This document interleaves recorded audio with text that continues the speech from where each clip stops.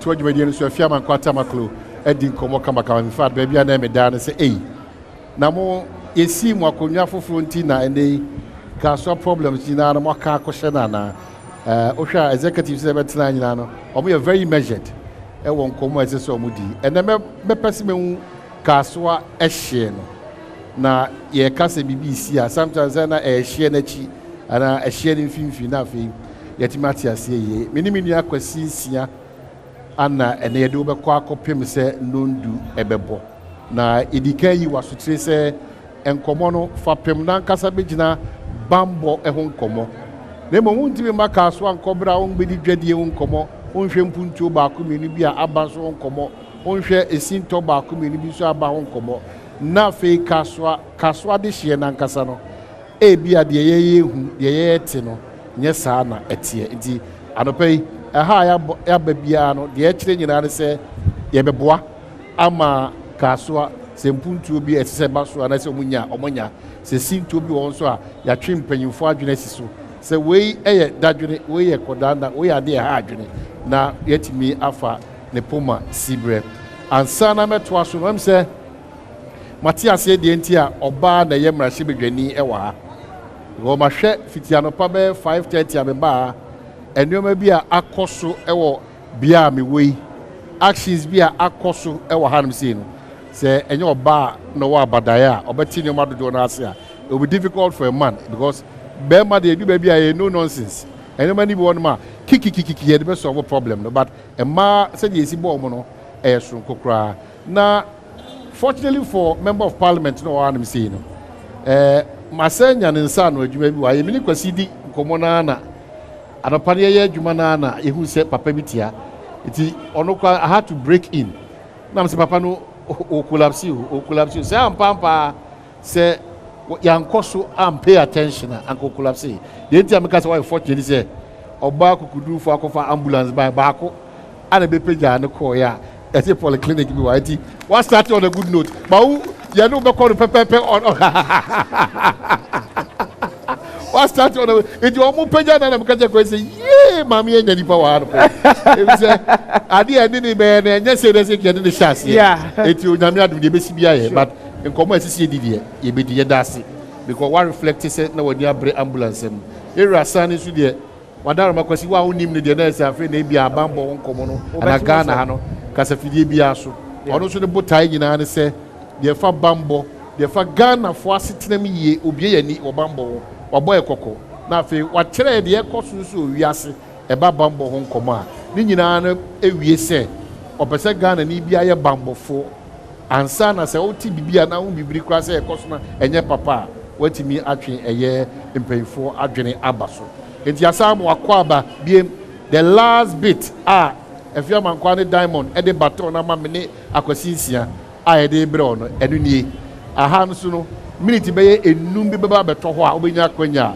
obetimi ne yen edi eye enkomo aha yi de ye kwa akosi 10 baton wo yen fancy 9 ye de kwa akosi 10 and yen disqualify obia ezo obia benya akwanya atimi akire na adwene kama akwasi eni sɛ ɔman ne Kwabra Sante edikai aka no eni ani onwanyamfo Mavis Hawa Koomson mrahye badwani ma ne hye wɔ awutu senya east abato mpesua so ɔno koya so na sɛ minister for fisheries mampani akufado amamuo ya edikai no obeye minister for special development initiatives emu bi ene akofa ambulances ba ye ne sɛ na ɔman ne eka no abɛgye papa abi enkwai eti sɛ bebre won ma ye ba bedi ɛho enkomo a land size of over 42 kilometers ye Kasoa na ɔman ne ebisa sɛ amanfo asomo buka nyina sɛ asɛm ye esi wɔ Kasoa nti na so ye ka ne de aba bɛhye Kasoa mu ɛhinfa ne boundary no ye ka Kasoa awutu senya east no efiri hifa ene kosi hifa bambɔ ho sɛm na kase wɔ ekro na kase mu no enso ete sɛ sani ada be so ɛwɔ bi ɔbinim de ɛwɔ bambɔ emu ensemu mame ye mo akwaba ye nia bibia bɔkɔ de nyame ne mo mpai bo tie ya da yame ase sani ejeye bɔkɔ menia akwasi na obusa sani ɔrɔbo ha okum sɛ enye bɔkɔ na wo de hwɛ ne mpaboa na so sani ɔrɔbo ma ehye no o hye no ekokan ba Kasoa Ewutu senya, correct? Yeah, I would just say yeah. Eti ehye ne hefa. Because obehwa Cape Coast ni graduate na oni afia bank akasa yen. Yeah. Osi mpendo do no yen central for no ekwan bi so yen kure. Ubo wunsa asam na si Kasoa enya wo hyiemu ewutu senya hyiemu. Enso esan se Kasoa gidi ni ntino. Na ye nyina na Kasoa enti yehu hye ni wi a ye di enkomo ebe wunsi bi se di enkomo sisi. Me da say Omahene bra kwesi ene mo apamfo. Me mamo akwaba ewo awutu senya is Kasoa odupon kro iso. Na eye me nije kese pa se enne modi mujumedie di ababe hia yen wa ha. Na wo bisa se ye boundary anase ye hye ewo hefa. Ansa na mechire bebi a ye boundary wo no mesre se obama me akwanya kakra bi na machia me manfo. Anopei eye Omahene anase krowura odikro odupon ofa akohene ena Kasoa odikro ena ahemfo mo wo Kasoa me MC baby biara wo sa me chia wono soso eye me party chairman and executives a omaba ha eye Kasoa mindful especially dwadifo a me ni omo ahyiemu wa ha me mo bibiara chi na Kasoa ye ka ye share ye boundary no ye about 4 Wufi Accra eba boundary no wo eye Amanfrom nanka e was a boundary no ekosi wo Galilea but because of land disputing ti omodi ababesi eye Amanfrom na o call eye still ga south e dey call Amasaman so a ye boundary no ewo eye Amuzukope eho na ye boundary no ye ne domia obom domia bra ene share boundary now ofa so say wo call eye Cape Coast so a eye Budumbram udu bypass ho mo a wo be hu say me signboard kese bi esi wo call eye Cape Coast signboard no wo left wo fi Cape Coast e wo right na efi eho so e di konyanya no ye ni nyanya no e na ebo hye eti wo be hu say enkroni ni na atwa eye awutu senya east ehia ye wo efifi na me mpese meka boundary issue no so bebre because meka say kra no da so wo court a empenyifo e ka ho asem ba mi gidi say enche ye benya ne poma sibia na the last speaker na on sister Efia kasa no o ka say ya na ye ma reporter media for e ma reporter asem na akwakosi obom domi abra no ye say Kasoa asem no esi wo ga south eye SCC baby a ye wo shopping mall yi ye say e wo Kasoa asem na esi wo nyanya no ye say eye Kasoa ba media na me phone say ya na ye pese yetumi edit describe baby a incident ni esi eno na ama Kasoa abefa edimbone e de ato ne ho so eye last year Easter mu me call Easter conventions e wo churches me ka kire asofo na me ka kire imam fo so say ya mompa ye na Kasoa din no say what is the name Kasoa na e wo Hausa mu kire say eye dwom so kwa wunya de papa bi a wo pe bi ano ato eti so obi ba Kasoa na so oba be fa de papa wo Kasoa na embo menye din bone eti ya mompa ye ma Kasoa e fa ne ntoma pa enfra mejidi say efi last year edi bei especially yet say Kasoa Yamayen region Yamayen Central East region e wa ha no ama sese bambo no improvement ewom those days wo beti say obi na mo say yeshim eye ne phone ya ye ni say edaso wo ho kra me gidi say abrase Abrasi ye ni na ye work Kasoa be ka nyame mu nokre. So when it comes to security ye boy your homebody as a member of parliament so the little motivation made to me edi aboa ama Kasoa bambo afa nentuma pefra no me provide street lights just by 2 weeks ago cram the street lights 600 edi abase yenko area bia yenko fixe. Since I became a member of parliament ewa wutu senya is 2013 there is no man to be a main fixing street light or Kasoa. And actually, so police for me boa womo with the necessary logistics. Last year, me ma womo pick up, my mom motorbikes, send ya beya or mube to me aye edi akon and also omo fighting crime. So when it comes to Kasoa and the name negative tag to it na me gidi say there police for omaba ewo Kasoa both region division and district omuni na eboa ama Kasoa afa nentuma pa efra. Okay, so yeah, that's it for this nice intro. But Irasani, with the bamboo nimdia no, what's your do na? O share a share hodua, boundaries are hodua the amaya. About the dynamics in terms of any part, what's our boundary in probable they say, sa kind of a to trust them with them used to. Reason they say now the Sanchim Rabba. Who is our share now? You noted for what kind of crime and our crimes? Yes, share what their mind. Yo, me da say, JD Kai, Mamincha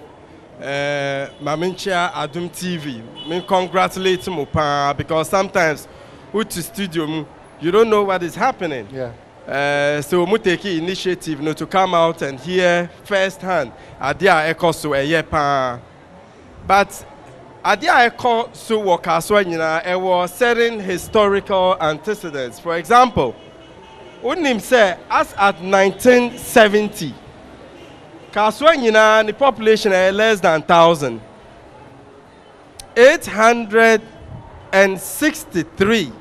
As of 1970. Oh wow. 1984, na Kasoa omu population ye less than 3,000. As at 2010, population nu yet over 370,000. And a very possible say Kasoa betumi adru 1 million. Wow. Very possible. Wow. In fact, Kasoa is the fastest growing metropolis ever West Africa. Kasoa is the West Africa of West Africa because you are nipa bebre, not just within Ghana or but all over the world. Nigerians, Togolese, South Africans, omu nyina, omu Ghana, Kasoa is omu favorite destination. And to say the time Kasoa grow, like the time it was sprawling, yam prepare and nim say population no a bedru baby edru eneno. So in terms of planning, in terms of security, yam prepare entina ene yesi mayem make Kasoa a police region. Anka ye to me anticipate way nyina me sure say ye bet me prepare game. And Kasoa, the population growth, as a result of spillover effect from Accra, because of pressure, spilling over into Kasoa, and about maybe BBC outside Kasoa, see Kasoa, but remember, if you say a Kasoa spill over, na cause other insecurities around Kasoa. There were a lot of issues. Me wa madam for be now or plot be our Kasoa here. Or see uncompleted building, honorable, within a month. Or return it to the site, or be a complete man. Me say what? Edana osisi wana no enye. Uncompleted no. Obi abetuaso. And unim honorable. Omuko police station. No, omu see. mo documents wɔ he saa madam for no ɔkyerɛ mo ne documents saa other guy no ɔsi afei na ɔmo process sɛ wei straightforward case ana mi bua afei police okay mo deɛ go and come so saa nipa no ɔfrɛ me ɔsi something is amiss because there were perceptions me need evidence so I cannot say for a fact say land gas no bebree ɔmo were in bed with a police for allegation alleged and also it's encouraging land guardism but Sandy, before I bet was dear the man especially who are a free amount of subano when it J Kasoa as a town.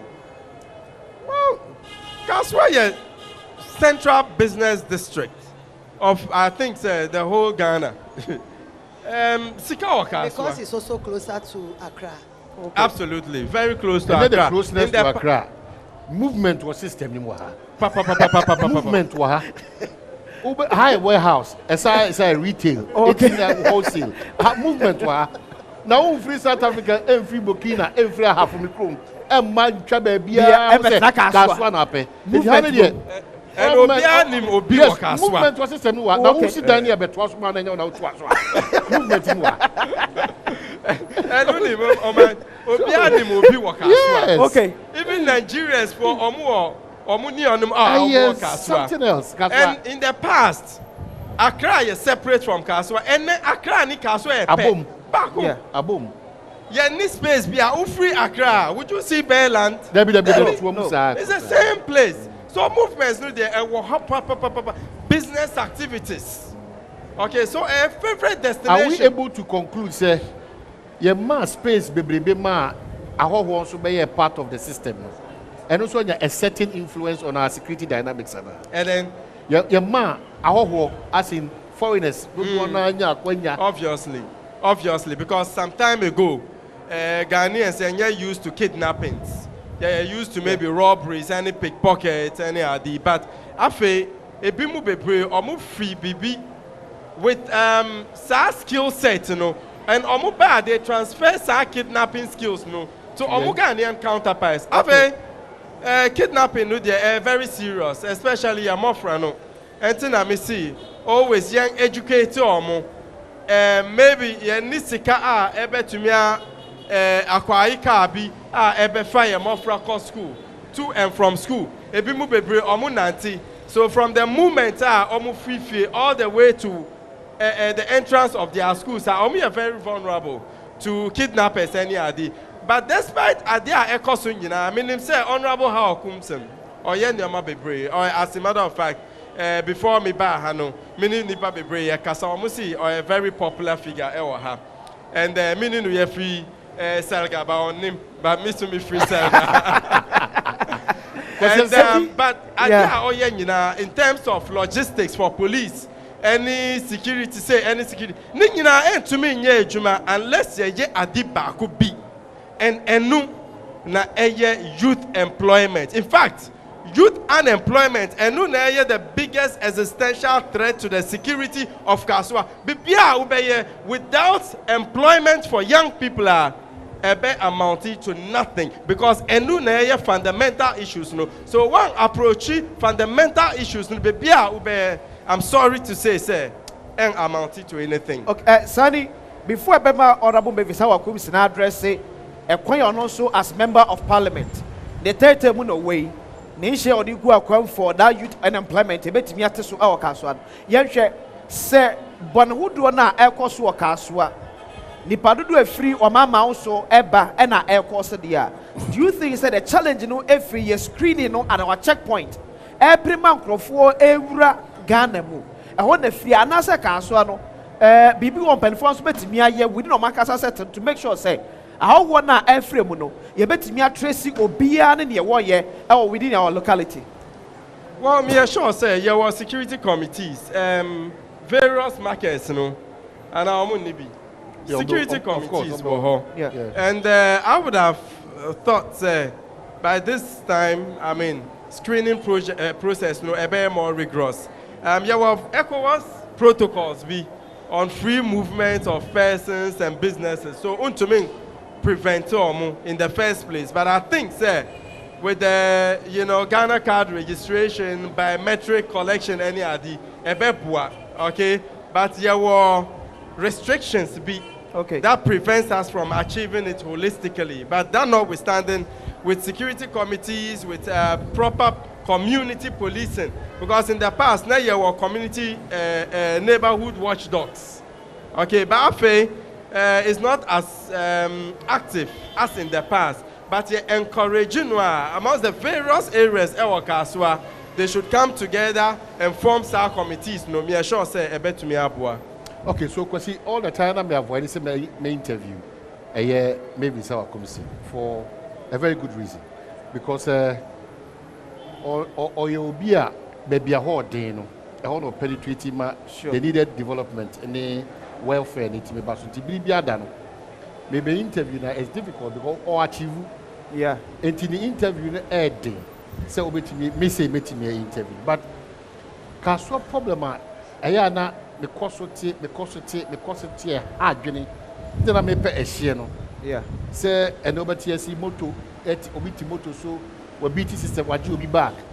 Obati say obiti hanum say omako wura omatwa obiti omakuwe ahemfo ntokwa bi pagya wa han we ku be be say me hu watena so ache e wa han say ya ade a se da koma so a han anamon be na watimi atu a ene kwa de wo hwe won na ne afia kasa de bi si aposifo no ha o mo ha de so mutimi ba aduma no nsia e pa anajo no nje e ha de e just say it's positive. Sure. So what you say, so what is she doing outside the normal security teams? I want to my titi one because security community can do no about. Yeah. Edie na oka check Kasoa man, edie na oka check party for outdoor NDC MPP. You almost to transfer from count. Yeah. Say I'm past security analyst, you can land guard on sense more ha. Personally, me so also interpersonal skills be edie because on found so be call muntem kwa no makodinko. Sure. Edie anamo na o too fast and man say dey be ya. Ye bo Kasoa din a obi abepese oba ha any movement nti. Oba for comfort, oba for business, oba for pure relaxation, and I say even excursion. Yeah. It is na oye. It has omahine sanya medi kan kakra me yema security no. Apart from say me ye wo Kasoa so no, nyame adom ye ka aban a ye rule country and there me ye part of it. Ye through me influence and ye regional office police regional office Kasoa enche bia ye be hu say ye benya military camp so Kasoa enche bia military for beba ha. Wow. Because me national security edi nkomo na niamida nyame asene say amanfo bebre enim Kasoa issues a ekoso.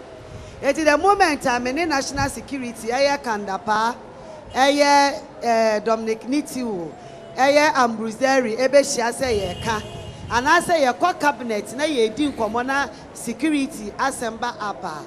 Omoka say we need to help this lady in Kasoa because Kasoa yedi yeni na nimini ekoso. Eti outside and also so empenyi for your ma femu die. Send ye beya ye benya.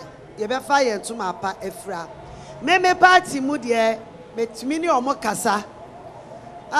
Me nya sure say Kasoa ha say ye ka those who are engaged in the friend say langada need to be enka say MPP ebi ni better camping point say ebi nie.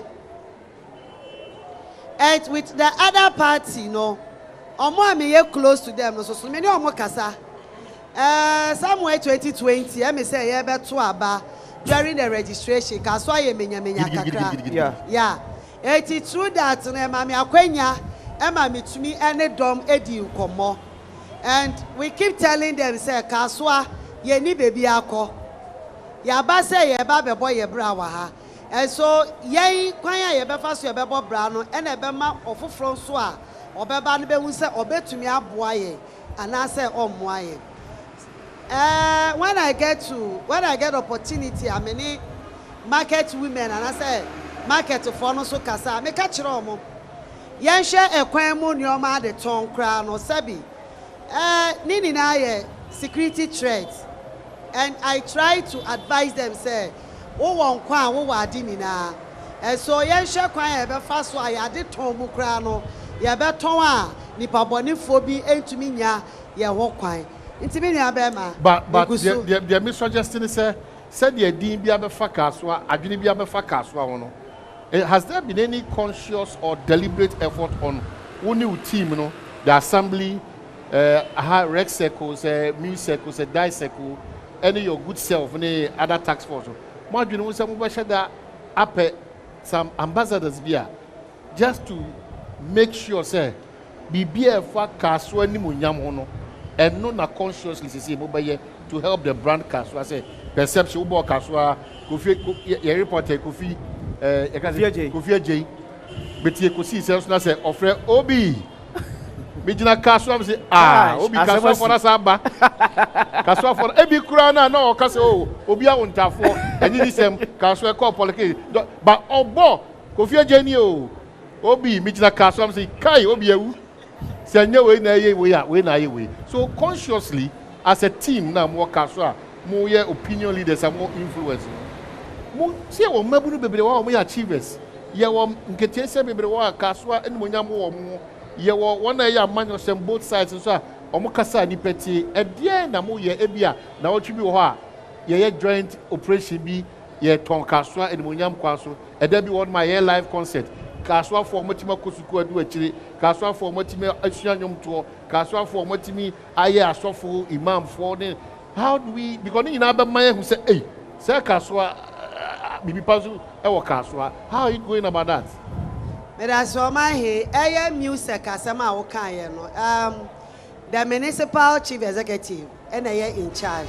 Into only security personnel say wo municipality he nyina dey edi nkomo. I mean say after their meetings no otumi be brief me so ebia ni aye pese ye ni ni pese ye ni. Sometimes so much to me decided so within this week I was say you come be one area now who your presence my constituency chairman is also one person or to me motivated police for no when it comes to patrolling in the night or na family local programs are organizing for youth and ebe to me they are sensitizing women. Personally, dear, near me met me, I say, me bought a gala, football gala. Last year, I bought football gala no, for close to 4 months.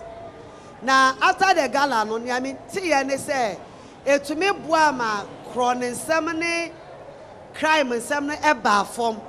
In fact, my colleague teachers are or more around, to me, sending me messages, say, near me, abua. It's a mess so much to me. Was say every year, Biano, Salik and Yabebo.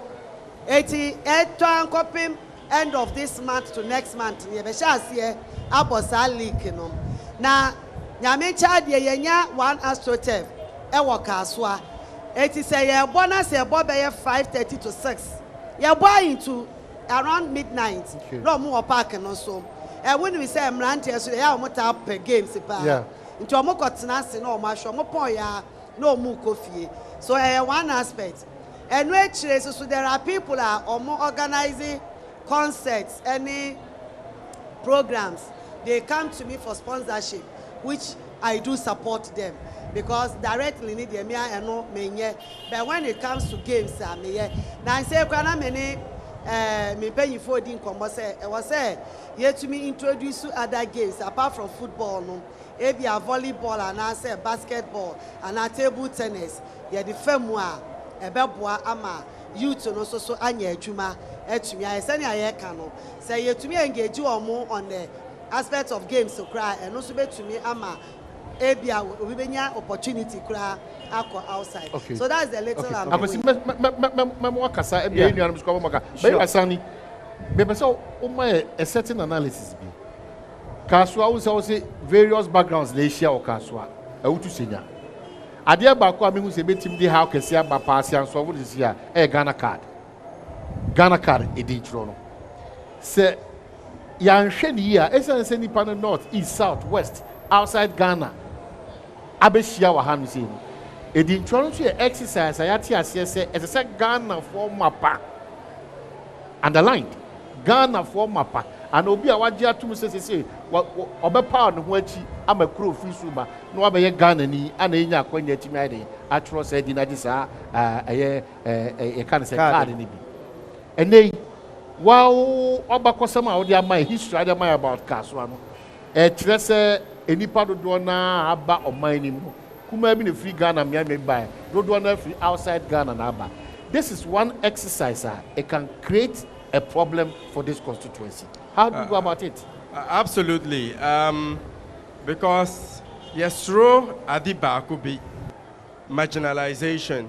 At the point Naflani for Omo complaining about the fact that Omoko Hospital, even National Health, Omo Kita card, no, they are denied treatment because Omo see Omo nya Ghana for any ID. So I spoke about it, and the IGP offered me around 12 midnight, and you know, that same day, meaning we share in the office, and we spoke extensively about that. But my NTRCB, yawo mure, okay, obi bebe to me a Nigerian enura, ene obi to me a Ghanaian, by virtue of marriage, and so let us not always be quick to judge, because bet me I cause problems. But that notwithstanding, sa whole Ghana card assembly is very important, because in the end, you better develop a holistic national database, okay? Because uko approach here, or more idea for example, US or more CODES, and no a DNA database. So obi ye bonia or more DNA, no, and now perhaps even fingerprint, no, and obi bet me Chisani pano. So there was SaaS system, no, and to me, buapa, but there were prerequisites. I mean, before Ube to me qualify for Ghana card, no, Ube use, I think, passport, any be. So once the person has these, you know, prerequisites, you deny, you know, that is for a fact. Okay. And Mami, to the other issues, apart from land guards, any idea ekosu wa Kasoa no enye peculiar to Kasoa, peculiar to other parts of the greater Accra region area, any central region. Inner cities, no, mostly armed robbers or muya bonia, they want to lay low by melting into the people. And usually, Kasoa, Ashaima, Choko, and other Zongo areas, because Omo Honoma is usually very, very, very difficult to locate them. So the possibility, say, robbers no be brave Omo Kasoa is very high. Okay, there were issues with impunity, so to a very large extent. Obiye Bonia. The person is not held to account. And in criminology, rational choice theory. Before obiye bonia or a nipa or a dream or bisani home, sa bonia mi pese mi ya omube chime ana omun chime. So if he feels that mi ye bonino omube chime ya onye. But if he feels also say A, B, C omoye, nobody has held them to account. Obeye. So until we nip in the bud, that cycle of impunity no enkoye and police nkwa omun to me yes I. But some member of parliament say busa say mon shisha mu die gu akom ehu ebohu say kwabna santia na say ohwe left ohwe right obi say obo obi aso wo Kasoa ebebo nu say na no da asoma siku aden safa obi wo no wan fa easy ma yes ade na enough deterrent ema said ye rasani kano ebema say ukodi nsemone kwa na kakra is not attractive for Kasoa. Me pacho me mochiaso ya chiaso but shedan ye emunya densa yeah. Because the problem is maybe a politician and yeah na ye the politics we bibia mu obi aye bone na wo be twe na so no Or see, because on any party in our watching us so. And I also so grandpona Sebio, your war positions and all. Young crow for ya so come on Mokoya Bonnet or Moba. Or Moba Fra. What to make us a walk at a winnie? Because Yabaka won't chiraba die. Who's to say wine, ya, one can be our Chinanipano. And to Ababa. So I was so part of the problem. No credit. The credit, it said, how do we solve this problem of the politician? That's the problem. On mining in our on your exceptional. But I'm saying that, sir, how are we able to take out that responsibility from them? Because I don't pay me share your screens, no.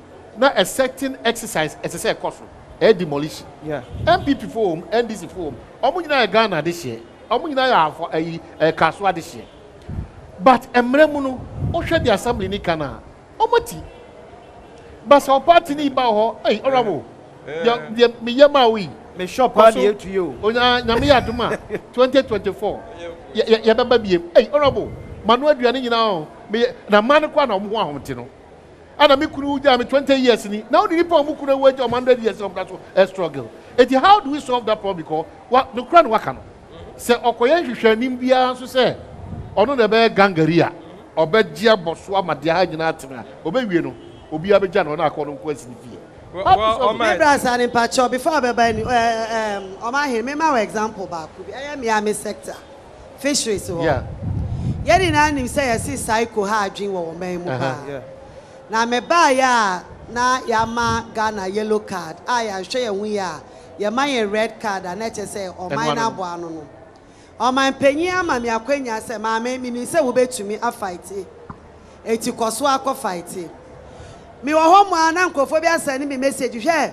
Psycho ya wo betwam yi. E be cost MPP ba ye 350,000 members. Na me say say the enti so I want to about my now no weekend me or home ana me regional secretary sending me message say Sanko for your mobile man Kasoa mo company for bi ho and I had to explain to them say nia ade ni ye nie edi enya enti wo say ye jai mpanyifo no so atia say hawa koye wadwuma o ma kire message di ama me regional secretary say there instead of 350, no my 700,000 people they are going to fight against MPP. Me permit go fight EU for no my campaign my. So I responded to me regional secretary said this is an empty threat. They can't do anything. We will make sure say the right thing is that. That's the problem. But then you obi na was akukudu no to say sani asabi me wono. And that is the issue. Sani. Yeah. Well, I mean, Honorable has been very candid. That's the truth. And your politician be an over to me akasa same way. Yes. Yeah. But it's the real truth. Omube frau. Nana no omube frau. Malam for pastor for. And you know your hands will be tight. Wabusu ya paying. Classmates. Recently, Madame Fobi Okoye Niamabi Omuchi no friend me. Because many are police for ye Jumapa very close.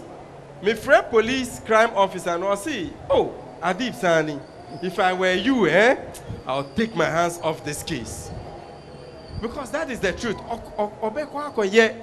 Illegalities, then the person expects you say. But on him, Ghana, you but the enforcement, and no problem. No. Okay. So until police officers find a better diplomatic way of saying no to Honorable Hawa Koomson, they be bonino. So at a point, so Honorable Hawa Koomson would tell them, say, okay, my intervene, but say, police commander, no. But that's the truth, too. That really is the truth, because what's the pressure on the members of parliament and the politicians and big men in society is becoming too much. It's affecting their job. Absolutely. It's affecting Ghanaians. It's me, I can't a political party for the say. Why is it that Pambre minister or member of parliament, Abia me Pejuma, and no more? Now, but no one block one AC down over being the Ebe buku pe also to abama. Exactly. I was what I'm saying. Yeah. So on mine and Casan post in the crown now, also back on Oblasem Oslo. If you also success one, you're careful. You better transfer. You better see it, There's a problem in this country. Solving it, it takes all of us. from the last person to the first person that was. It's horrible. You remember other matters, so but you remember try one back see. Yeah. My name said open the last question. Maybe sir, who's now a honorable MP Ekasa about games and war yes. And now be man in Pabonisem course of. So it means that who engage you in a work as one more in the year and money Pabonisem alcohol. As a member of parliament, aside Abayuma, a kwame na wofa swabwa a getting in the private sector. Some so bet me I put up baby a member so bet me engaged. Exactly.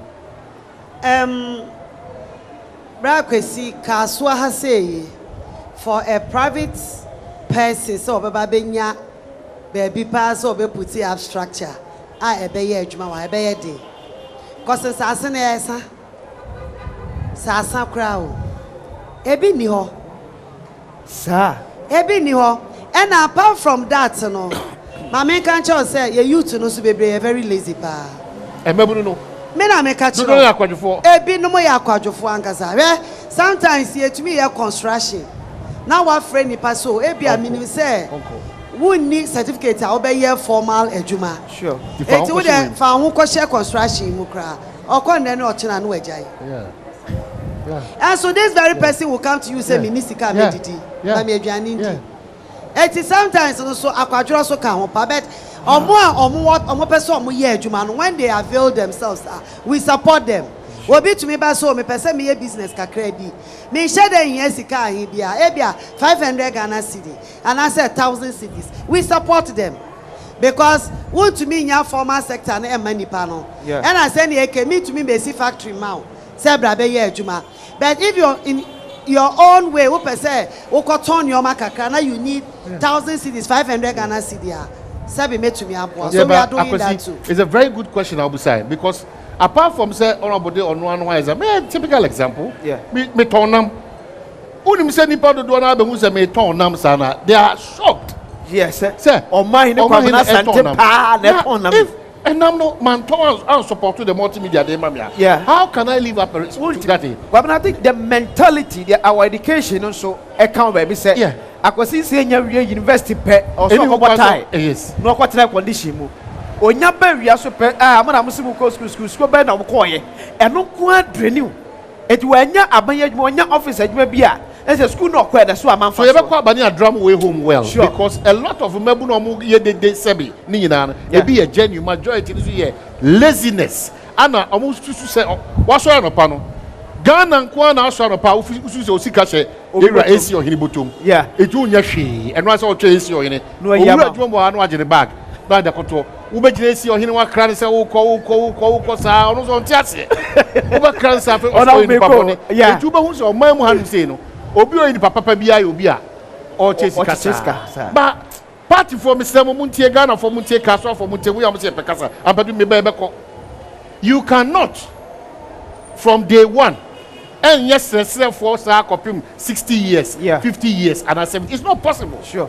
It was over bag now minister to minister, ministry to ministry, director general to director general o de koso sa na ebre so a you cannot blame anybody for your woes. It's better to build capacity and empower yourself. It's important. It is our conversation there, but the entire Nigeria say, "Me say na me kusu turn na mo ICGC presby." Obi ti be back me say, "Hey, also uchi dey be there." Okay, it ebe kwa ba. Eba ebe di san ko we. The other matters so.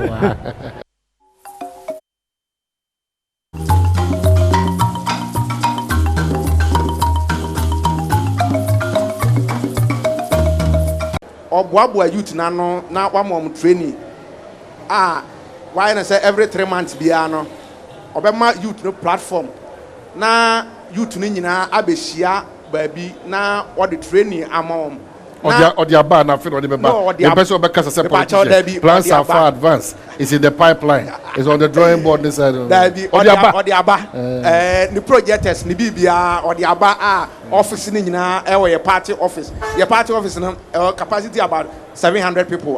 Party office. Yeah. It you know. And you geared towards MPP party for ana no.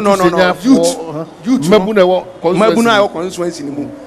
Because I had that I say project and say or the beboa youth no na youth no omo ni adwuma ye omo a afi na omo e free school mu aba fie no Ewomua na we invite electoral area we say na electoral area we no omaba na why training in the amount because there were 13 electoral areas. It is 13 electoral areas no. Oboaboa oma no because ofa Kasoa ni na enye yi. It is electoral area by electoral area. It is electoral area and group omo a na wama say training no. E be a school training. And e be so said here obekire emabu no. Okay, so no one can say that they bow with your support. Sure. Or happy. Manin church quickly now on demonstrating of yanko the budget too. Am I here to say the woman say yeah lunch and a program in Abetomi. Because say Kasoa a republic. Yes, but church room. But church room. Am I here? Hey, am I here? And I mean to say Kasoa republic. Yes, that's it. Am I here? Kasoa no. Sana be bra sadi kind o my history be brave na me obi a me betra Kasoa kwa na me push se nkrofo mbra because na be hu potential a grow we ewo e ba no geographically location and that Greater Accra any central region share so and I also can say sana be my kind no a business center so to share a border with two big regions now that share so Central and Greater Accra. Yes, who share 15. You can swing here and swing there. You said that Ufri Accra about Kasoa, Unhu Bearland. Very soon, Ufri Accra, Eko Winiba, Unhu Bearland. We are growing at a very fast rate. But plan and on our uncle ye. Kasoa one of the challenges, but Uka Assembly say ambassadors assem. Ebe your ambassador cry. Because we say open movement. Open movement. Movement. Yeah, am I say you critic Kasoa Republic and he say. Last year, Yamami Bo Galabi Kasoa MP's Cup. It was a beautiful program.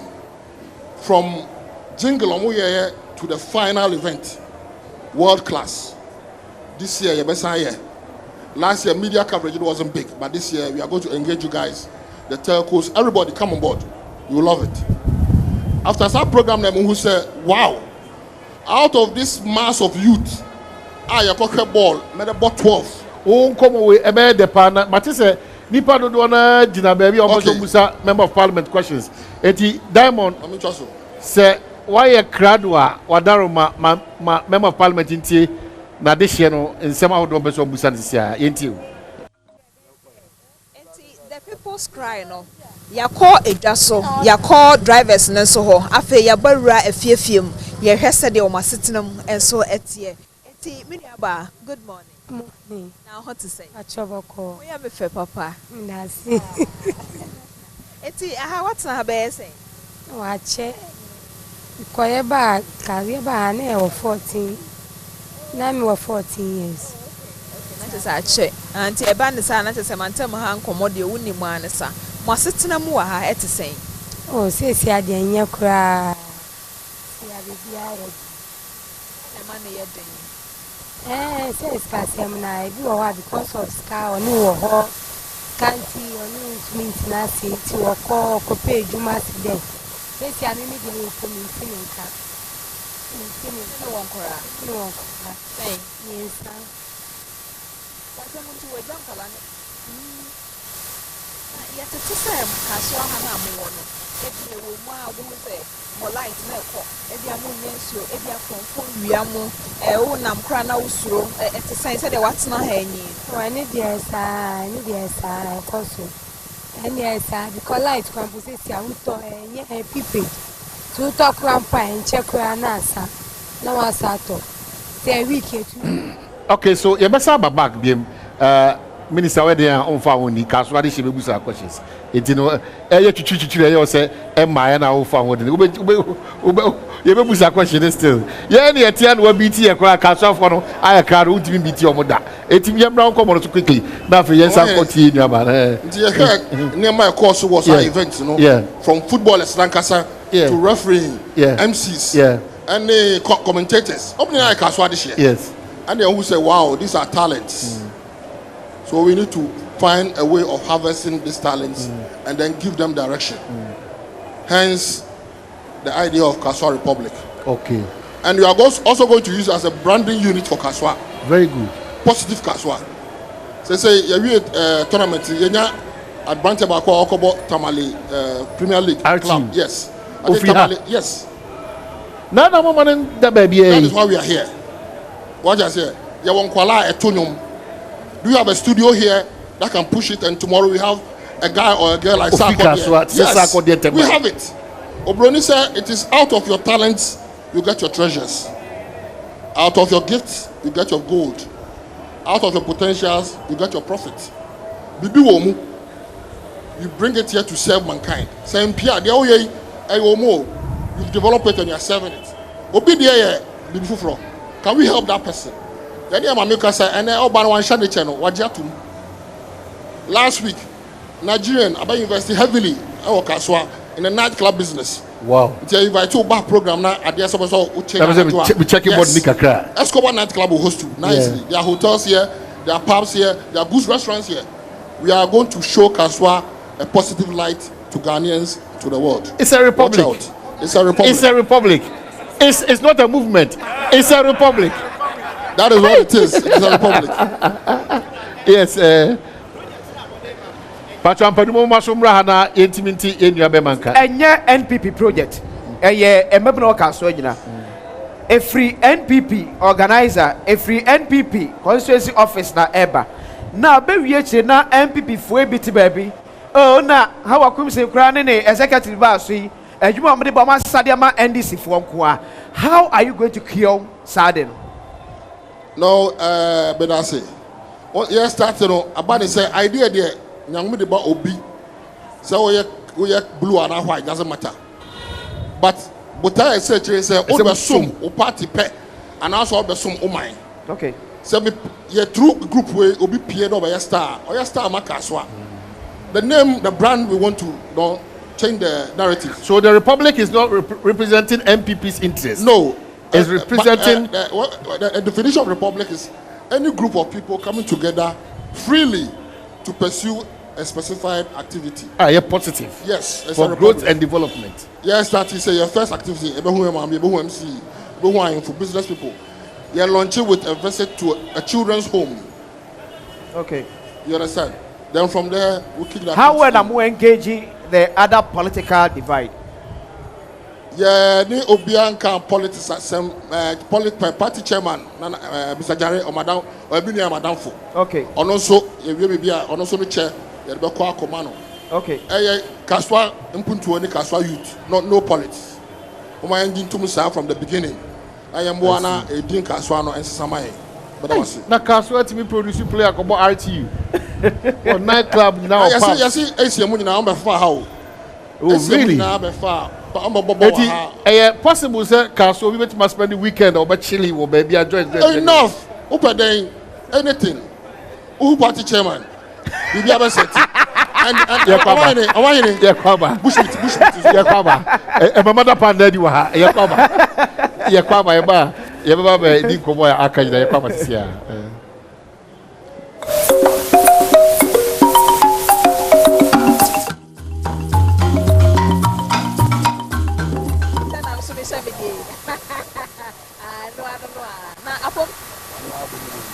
So we are boss will be a house. Come on, a super bomb. Yeah. Oh, we sure was those who be and a box now. I feel about us and then. I said, say, what there will be a meeting. Yeah, they will say, in a box now. Yes, I need the crowd. To go can at the end of Crana at the Thomas. True.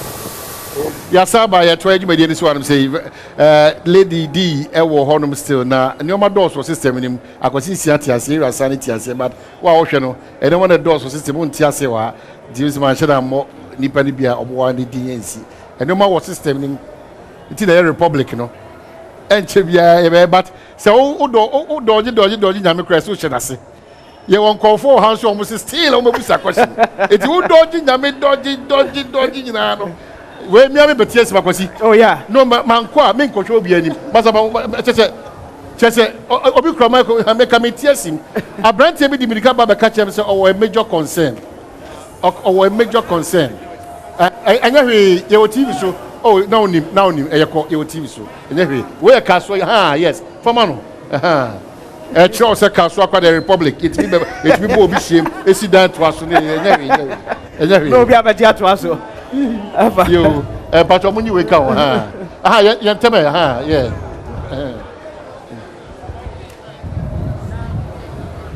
Se no nya adwuma fa we na ko ntempa bredi ti no. Omahene. Yes. Me de Charles. Na me concern kese ewo Kasoa ene Ghana. Komponi ni nyina mu ne ye noise making. Eye ma de swede pa me fa akonya kese we sina me de ato honorable minister na edu omampani ho. Yesre ye wo he ye nyina ya share such experience. Sabi say ye wo krom ye ntumi nka se dede enkoso. Nembo ma de swede eni se ye bete so. Wo Accra ni o plan ho na receive call a enye ye. Ye Kasoa ha wo ha na receive call a enye ye.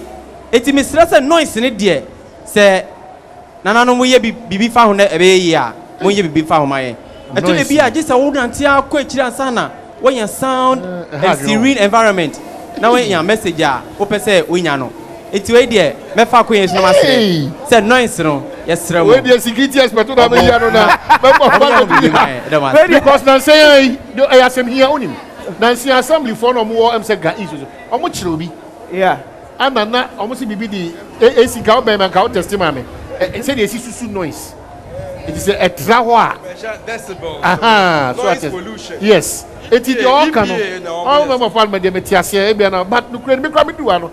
Na krona jam. Ja. Now the Republic like they be busy. Very difficult. Yeah, my question is difficult. Yeah, but Madam Asema Mama Akonya. Madam, me pe question na eyeso kuma me questions.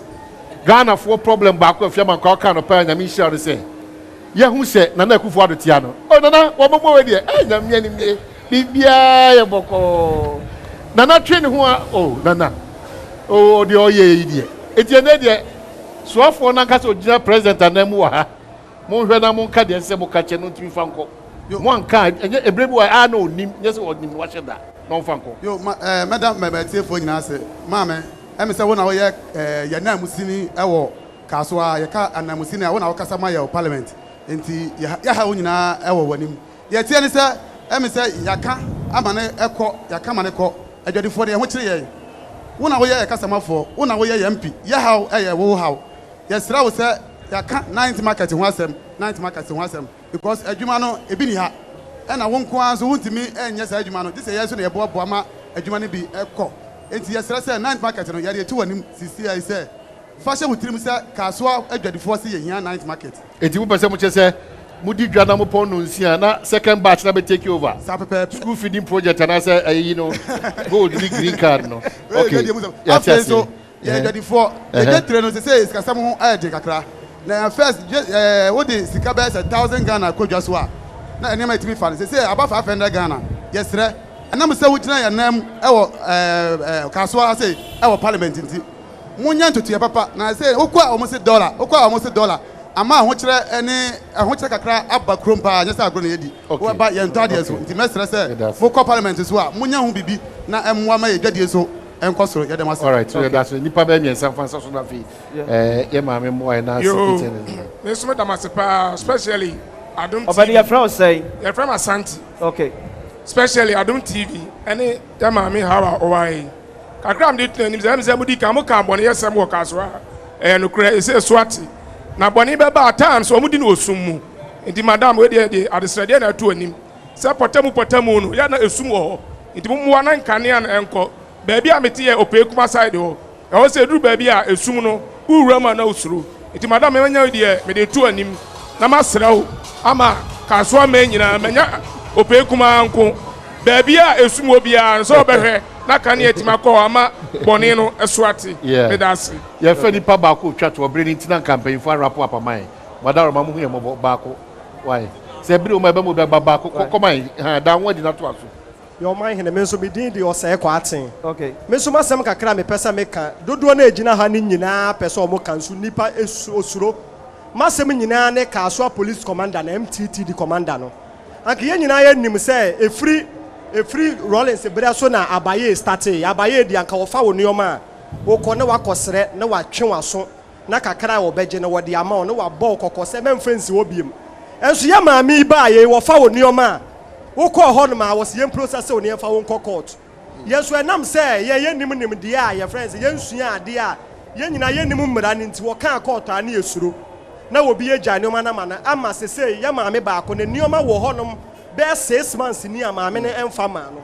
wo suro se wo de ne be court nti ya maami wa ha no mi won ka ho bibi ma ye na maami no wo kasa kire na wontie omunipa nti be sere se won ka bi ma ye na de ekoso no etuntwa obatampa hawa nyoma mensa wi no ma na fi yen rapo ye di kan ye night market night market enkania MTT the commander yeah no ma wada me da se me de be share the last person ye na se me babu ate wo de nkamene wa wotumi ba me ho wo fie mi edi nkomo eti se ye sizi obi nyoma for 6 months ni a e wo se nka wotumi ba na wo bebo me amane na ye hu ni ebetumi aye na mestre so wo ba be twe asan se wo ka se maami ni mu ade no sebi wo ye maami penyi wo betumi awo eti wo gina bedwom na se wo ka se o mu ade a one ne nyoma bi a o ye no nti ase e kasapa e wo mu sa be maami nyana na mu na me mpacho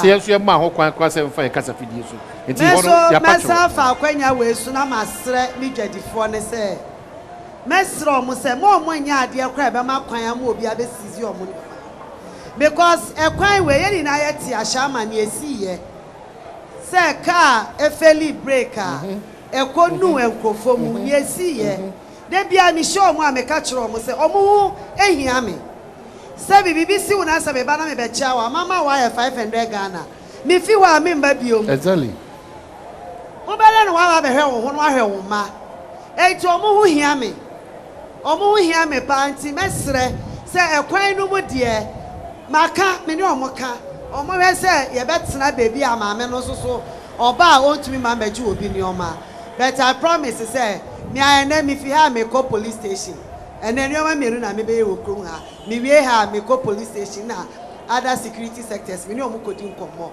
enti me de be ye me nkomodi a me ne no ebedi nti ewi a oma me hu ni oma kro no me ne maame ne ebe kasa esum wo ha dodo emiamia ne bi esum no ebe ye me wanwa say me bra e kasa all you know na street light ni bi wo ho what is street light abo wa mana hye no ana say e bia choke bi asay wo mu no na ye twen say MP sambra be ye ni yie na ye twen say MP bra be yi light na ebo wo no sanfa from mo aba me say just last 2 weeks me the 600 pieces e di aba me sure say secretary ni organizer betumi aka say we have fixed over 200 or 300 ye ka say there is no man to fix street light to okrom ha when the man will be so unco fix here because of cost na be cost so munti no mo ye me ami won confirm mo ye say adwuma no na me chia o mo ka etimi bra na aka mate fortunately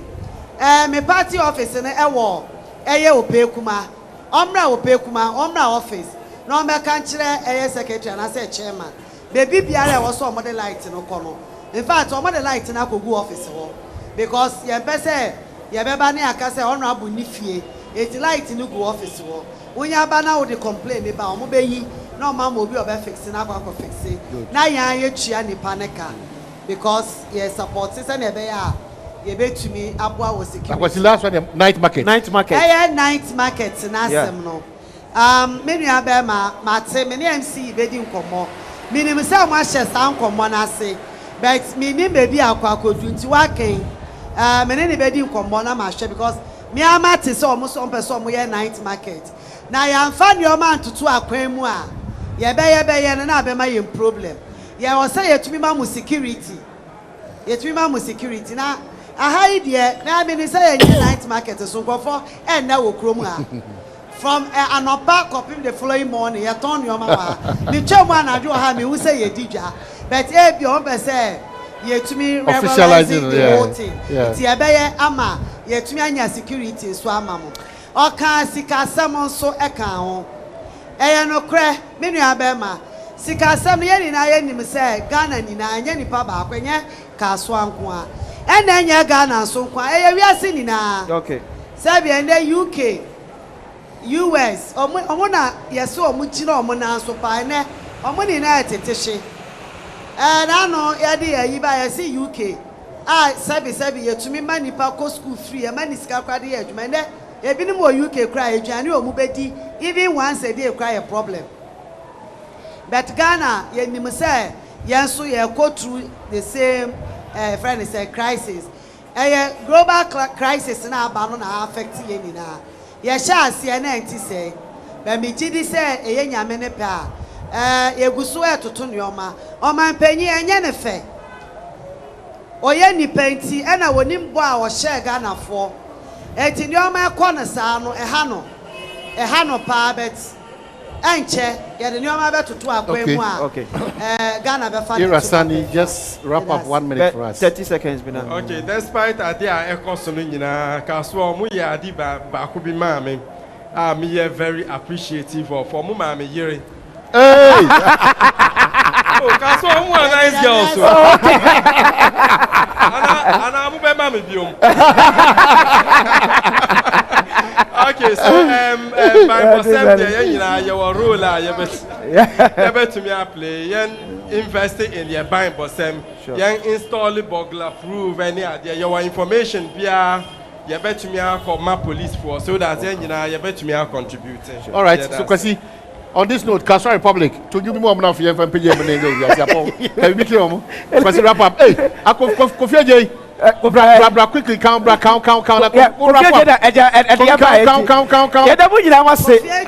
count bra. We cannot do without Kofi-Adjei. Yes. Kofi-Adjei 180 oh. Our dear no be I had you want say do sit bra. Mr. Mo. Kofi-Adjei.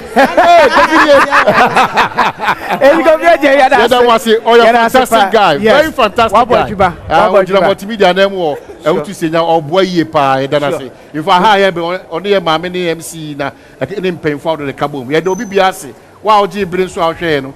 You're free how with the mindset to say, and they Kasoa and it's a Canadian. Now there's a Republican, and your messenger. Sure. What can be, Mr. Can be a combination of any factors are positive, no? Ever my Kasoa to imagine, my Ghana, sweat imagine. They be at American, oh, Ghana near.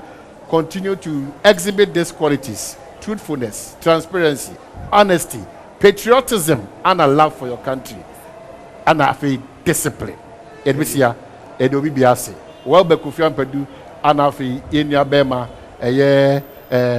Mauli, Yedamunina Masi, makeup for driver for sound, camera, light, set designers. Obibia a unique. Yedasi, Maka Republica, midi weekend no, Beko Mandi.